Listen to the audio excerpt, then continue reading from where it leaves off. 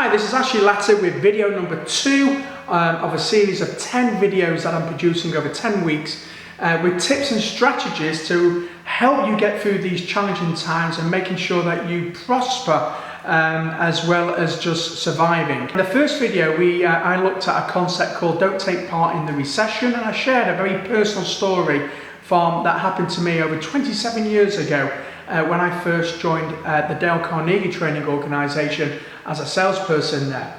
And today's video I want to talk about adapting, and particularly I want to focus on virtual consultations and maybe using Zoom as a means of now building relationships with your patients. Over the last 3 months I've really had to adapt in my business.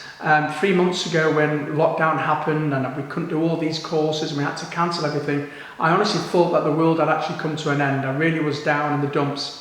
But what I've learned over the last 3 months is that by delivering my training sessions by virtual, by Zoom, it has been a revelation. And currently we have around 110 dentists on 6 separate courses with me who are taking 8 sessions each. So as you can imagine at the moment, I'm very busy delivering these Zoom consultations. So adapting has really been the name of the game. And you can do the same as well.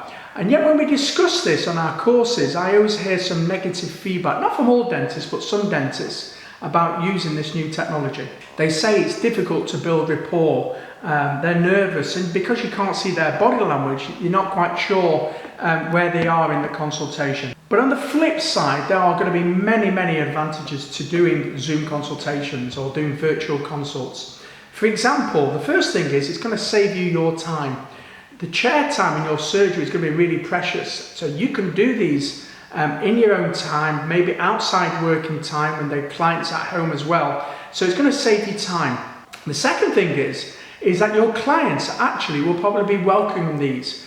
If you think about it, during the last 3 or 4 months during lockdown, the only way we were able to speak to people or have that relationship was actually just doing this by Zoom. So probably I would imagine that the vast majority of the population have been on some sort of Zoom call, some sort of Zoom quizzes over the last few months. The other thing about it is that they're actually probably going to welcome it. There'll be a percentage of the population who will welcome these Zoom calls because maybe they're still a bit nervous about visiting dental practices or visiting different shops and stores. So they'll probably be welcome this. And here's the good news. The good news is they're probably equally as nervous as you are to them. So I think it's a real win-win. I think Zoom consults will work really well.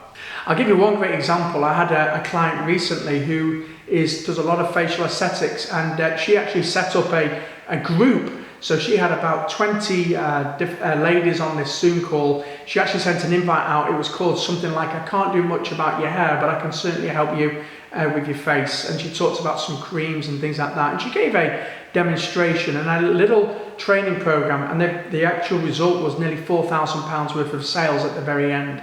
So they do work really well.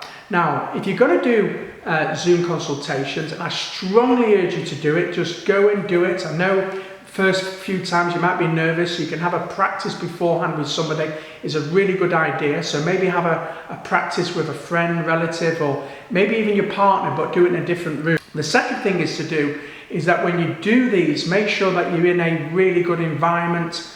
Make sure, I made a mistake doing one a few weeks ago where I had the washing around me and I was in the cellar, so I wasn't in a professional environment, and when I watched it after, I realised it didn't really go that well. So making sure that you're in a professional environment and making sure there's no kids or noise knocking around is going to be obviously really important. The other third thing you need to do is that when you do these virtual consultations is to really focus on building that rapport. Setting an agenda for the call is going to be important, but really get to know your patient is another really thing to do. You know, please tell me a little about yourself. How did you hear about us? And start to build that rapport will be really important. The fourth thing I would do if I was you, I'd lump them together. So if you've got some consultations, then what I'd probably do is spread them out and give each one an hour. That way you've got plenty of time and you're not going to overlap with the next one. but by doing them all together, you can get into a really good rhythm, and if you have success in the first one, the chances are it will rub off and the next 2 or 3 will go down really well as well. And also, the last thing I urge you to do on the Zoom consultations is make sure you have a final step. Make sure if it goes really well that you have a step where maybe the next step is where the patient comes into your practice, and then you can hopefully deliver the treatment from there. So adapt. I would welcome Zoom consultations. They're here to stay. I think it's something we're going to have to in our armoury, and I think there's going to be a percentage of the population that will welcome them as well, particularly the people that are really focused on time or haven't got that much time. They're going to really welcome them as well. Like I said, maybe the first 2 or 3, it's butterflies, but it's like anything else. Once you start doing them, they go really well and you'll get used to it. So, name of the game, adapt and welcome virtual consultations. I really do believe it's the way forward.